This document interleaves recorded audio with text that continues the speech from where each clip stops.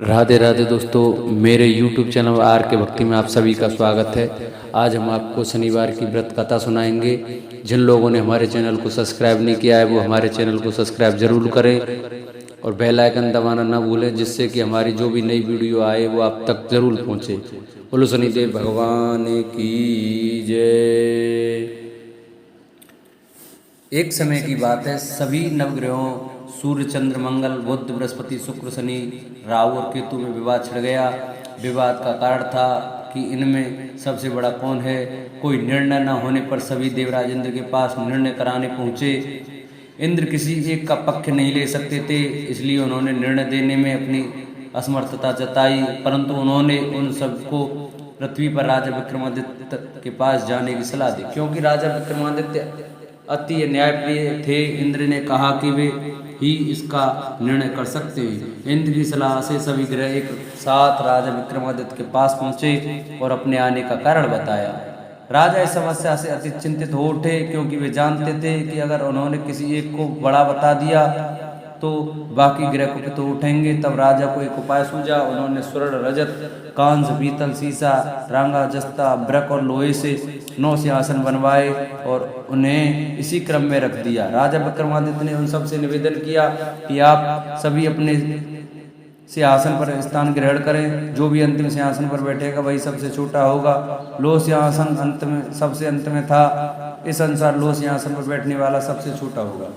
शनिदेव सबसे अंत में लोह सिंहासन पर बैठे, तो इसलिए वही सबसे छोटे कहलाए। शनिदेव को लगा कि राजा ने यह जानबूझकर किया है, इसलिए उन्होंने कुपित होकर राजा से कहा, राजा तू मुझे नहीं जानता। सूर्य एक राशि में 1 महीना, चंद्रमा 2.25 महीना, 2 दिन, मंगल 1.5 महीना, बृहस्पति 13 महीने व बुध और शुक्र 1-1 महीने विचरण करते हैं, परंतु मैं 2.5 से 7.5 साल तक रहता हूँ। शनिदेव क्रोधित होकर कहने लगे कि श्री राम की 7.5 आने पर उन्हें वनवास हो गया। रावण 7.5 आने पर वह वानरों की सेना से पराजित हो गया। अब तुम सावधान रहना। ऐसा कहकर शनिदेव वहां से चले गए। इसके बाद अन्य देवताओं ने भी वहां से प्रस्थान कर लिया। कुछ समय बाद राजा की 7.5 आई। तब शनिदेव घोड़ों के सौदागर बनकर वहां आए। किसी ने राजा को सूचना दी कि कोई घोड़े का सौदागर आया है तथा उसके पास जो घोड़े हैं वे बहुत बढ़िया हैं। राजा ने यह समाचार सुनकर अपने अश्वपाल को उस सौदागर से घोड़े खरीदने का आदेश दिया। अश्वपाल ने कई अच्छे घोड़े खरीदे व एक सर्वोत्तम घोड़े को राजा को सवारी हेतु दिया। राजा जैसे ही उस घोड़े पर बैठा वैसे ही वह घोड़ा भागकर वन की ओर चला गया। वन में काफी अंदर पहुंच गया। घोड़ा गायब हो गया और राजा भूखा प्यासा जंगल में भटक रहा। भटकते भटकते राजा को बेहद प्यास लगी। तब एक ग्वाले ने उसे पानी पिलाया। राजा ने प्रसन्न होकर उसे अपनी अंगूठी दे दी। वह अंगूठी देकर राजा आगे चल दिया और एक नगर में पहुंचा। वहां उसने अपना नाम उज्जैन निवासी बीका बताया। वहां एक सेठ की दुकान से उसने जल इत्यादि पिया, कुछ विश्राम भी किया। भाग्यवश उस दिन सेठ की बड़ी बिक्री हुई। सेठ खुश होकर उसे खाना पिलाने के लिए अपने साथ घर ले गया। वहां उसने एक खूंटी देखी जिस पर एक हार टंगा था। राजा ने देखा कि खूंटी उस हार को निकल रही थी और थोड़ी देर में पूरा हार गायब हो गया। सेठ ने समझा कि बीका ने हार चुराया है। उसने बीका को कोतवाल के पास पकड़वा दिया। फिर राजा ने भी उसे चोर समझकर उसके हाथ पैर कटवा दिए। वह चेरंगिया बन गया और नगर के बाहर फेंकवा दिया गया। वहां से एक तेली निकल रहा था। उसे राजा पर दया आई और उसने बीका को अपनी गाड़ी में बैठा लिया। वह अपनी जीभ से बैलों को हाँकने लगा। उस काल राजा की शनि दशा समाप्त हो गई। वर्षा ऋतु आने पर राजा मल्हार गाने लगा। तब वह जिस नगर में था वहां की राजकुमारी मन भावनी को वह इतना भाया कि उसने मन ही मन प्रण कर लिया कि वह उस राग गाने वाले से ही विवाह करेगी। उसने दासी को राग गाने वाले को ढूंढने के लिए भेजा। दासी ने बताया कि वह एक चेरंगिया है, परंतु राजकुमारी ने ना मानी। अगले ही दिन से राजकुमारी अनशन पर बैठ गई कि विवाह करूंगी।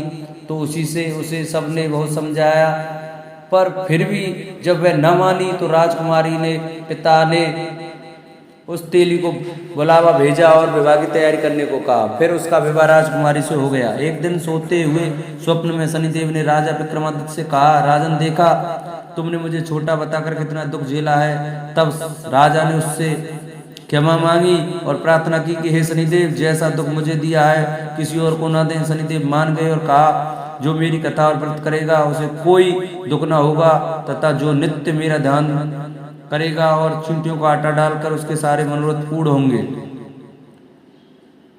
साथ ही शनिदेव ने राजा को उसके हाथ पैर भी वापस दे दिए। प्रातः आंख खुलने पर राजकुमारी ने जब राजा को देखा तो वह आश्चर्यचकित रह गई। बीका ने उसे बताया कि वह उज्जैन का राजा विक्रमादित्य है। सभी अत्यंत प्रसन्न हुए। सेठ ने जब यह सुना वह पैरों पर गिरकर क्षमा मांगने लगा। राजा ने कहा कि वह तो शनिदेव का कोप था, इसमें किसी का दोष नहीं है। सेठ ने फिर भी निवेदन किया कि मुझे शांति तब भी मिलेगी जब आप मेरे घर चलकर भोजन करेंगे। सेठ ने अपने घर कई प्रकार के व्यंजनों से राजा का सत्कार किया। साथ ही सबने देखा कि जो खूंटी हार निकल रही थी वही अब उसे उगल रही थी। सेठ ने अनेक मोहरें देकर राजा का धन्यवाद किया और अपनी कन्या श्री कंवरी से शादी करने का निवेदन किया। राजा ने शर्त स्वीकार कर लिया। कुछ समय पश्चात राजा अपनी दोनों रानियों मनभावनी और श्री कंवरी को उज्जैन नगरी के लिए लेकर निकल पड़े। वहां नगर वासियों ने सीमा पर उनका स्वागत किया। सारे नगर में दीपमाला हुई, सबने खुशी मनाई। राजा ने घोषणा की कि मैंने शनिदेव को सबसे छोटा बताया था, जबकि असल में वही सर्वोपरि हैं। तब से सारे राज्य में शनिदेव की पूजा और कथा नियमित रूप से होने लगी। सारी प्रजा ने बहुत समय खुशी और आनंद के साथ बिताया। जो कोई शनिदेव की इस कथा को सुनता या पढ़ता है उसके सारे दुख दूर हो जाते हैं। बोलो शनिदेव महाराज की जय। जिन भाइयों को ये हमारी वीडियो अच्छी लगी वो हमारे चैनल को सब्सक्राइब करें, बेल आइकन दबाएं और शेयर भी करें। राधे राधे। बोलो शनिदेव महाराज की जय।